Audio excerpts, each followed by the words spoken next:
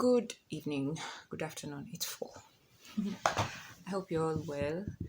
It's Saturday, Mental Health Day today, so I thought maybe it would be a good opportunity to talk about a few mental health issues because it's mental health is a cause that is really close to me because it's something I'm struggling with right now.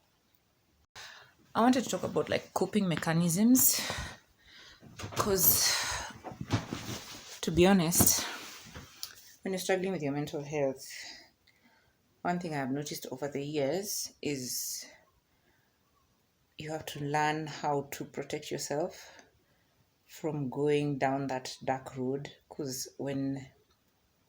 for instance, I noticed that when on bad days, many times it's triggered by, of course, there are many different triggers. And then if I allow myself to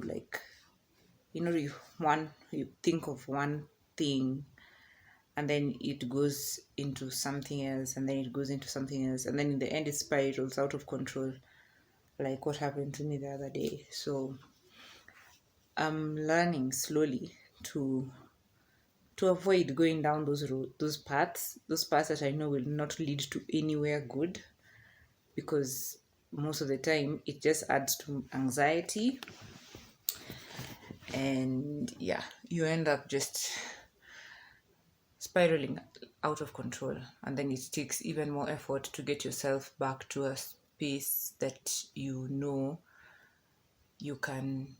stable and you can function at, let's say, not necessarily at an optimum, but at least you can function properly. Yeah, so like for me, one of the things that has really helped me is having a routine. I have a morning routine. I have a sort of an evening routine. I try to go to bed and to wake up at the same time every single day, whether or not I'm going to the office, whether or not it's a weekend or I'm working from home. And then another thing I try to do is to have like a to-do list. I have a notebook, let me show you. Yeah, so this is my notebook. In this notebook, I just write like lists of things that I want to do. Yeah, and it really, really helps.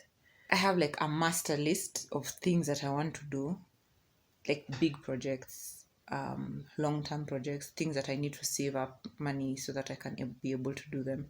And then now I have lists for like every single day. I write like even the minute details, like get up, get dressed, tidy up, make your bed, tidy up the bedroom, go for a walk, drink water, like small. I just write them down because the satisfaction I get from ticking off from ticking off every single thing that I have done. And then I have a journal which I try to write in every single day. Even if I'm writing like 3 sentences, just like how I'm feeling that day, what has happened. And I found that writing things down, whether it's a to-do list or writing in my journal, helps me decompress. Because sometimes I feel like I have so much in my brain that I have, you get a headache for like a week. Also getting out of the house, because when you're suffering from depression, anxiety, and trauma and those things, you tend to want to isolate, and I notice myself doing that. So even if it means just like sitting with the rest of the family for like even just 10-15 minutes chatting or watching a show, getting out of the house, going for a walk, I try to do that every day. When I'm going to the office, it's easier because I actually have to leave the house, and then I alight a bit far from home, and then I take a 10-15 minute walk, and it really helps not only to keep fit, but even just the endorphins, just walking really, really helps. Also talking to people, trying to like keep in touch with friends, because it's very easy to just switch off. Although I've muted my WhatsApp, so I have to physically go there, but that was only because I noticed I was spending a lot of time on social media. So like Facebook, Instagram, WhatsApp, those things, I've first of all removed them from my homepage on my phone, and then I've muted notifications, because also too much, I find that when I have like bombardment of information, it drives me crazy. Yeah, so I try to control like social media use. Try not to be online too much, although YouTube is like some sort of sanctuary, I'd say. It's an escape for me because I learn a lot of things there for projects that I want to do. Also just watching out somebody else's life who's it's similar to mine really helps, because then I see, okay, I can actually get myself out of this darkness that I am in. And then so then also I've been trying to read a lot of books because, well, it helps with my writing, it helps with work, and also books are an escape. So another thing I try to do is just to remind myself that yes, the darkness is there. I acknowledge it. I acknowledge what has led me to it, what is causing me to reach that point of where I feel like I'm losing control of my life. I acknowledge what it is, the problem that I have, and I try to solve it. If it's something that I can solve, I try to solve it. If not, I'm treating myself to let go and not to try to control things or situations or people, and just accept what I can control, which most of the time is just myself and what I am capable of doing. It helps to limit yourself to what you're capable of doing at that moment so that you don't feel overwhelmed. I try to just look after myself. Take a shower, make sure my hair is done, make sure I've done my nails, do my skincare, dress up every day.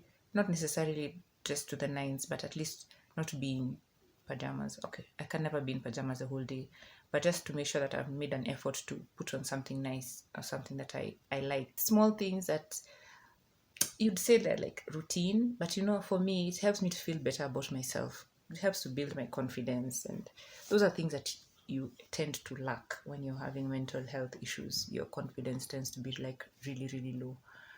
So if you can manage to do things that are for you and that make you feel good, that for sure, I can assure you that will really help. And then just to remind yourself that life is good. We're not put on this earth to suffer. We're put on this earth to enjoy.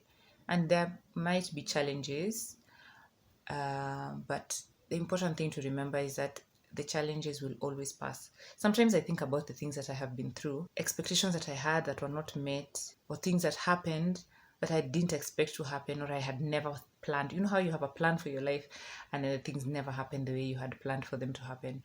Yeah, so those things stress me out. They really stress me out. But then I try to remind myself that in the midst of all those bad things, there's always some good. I always come out, I have learned something new. I have pushed myself to pursue some dreams, doing things that make me happy, like shopping for my daughter or for other people that makes me happy. Mental health. There are a wide range of topics, a wide range of mental health disorders. And the best thing is to admit it to yourself. I think I said this in my last video, and then talk to somebody about it. And if you can get help, I just want to urge you, if you can get help, there are counselors out there. Just letting it out really, really helps. I know therapy is not cheap in Kenya, but if you can invest in that for yourself, I think it is really worth it, because it will help you to get out of that dark place, and it will help you push yourself to the next level of your life. Because one thing that I found about with myself, I got stuck somewhere and I couldn't get out of that place. So now I'm working on unsticking myself or getting myself out of there, moving to the next phase of my life. This is Audrey from the future. I was just editing my self-care tips video and I realized that I hadn't filmed an outro. So I just wanted to say thank you for stopping by, and I hope those tips were useful. If you have any more, you can comment down below. Thank you for stopping by, and I hope to see you next time. Bye.